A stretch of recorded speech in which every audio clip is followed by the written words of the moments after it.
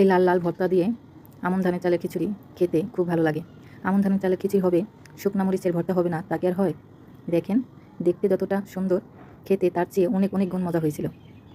আসসালামু আলাইকুম, সবাই কেমন আছেন? আশা করি নিশ্চয়ই ভালো আছেন। আমি আলহামদুলিল্লাহ ভালো আছি। এটা হলো আমন ধানের চাল। কে কে আমন ধান চিনেন কমেন্টে জানাবেন, আর কেউ যদি না চিনে থাকেন তাও জানাবেন। এটা হলো আমন ধানের চাল। আমি বাজার থেকে কিনে নিয়েছিলাম। তো চালটা ঝেড়ে নিয়েছি, কারণ অনেক কোষ আছে, আর বেছেও নিয়েছি, অনেক ধান ছিল।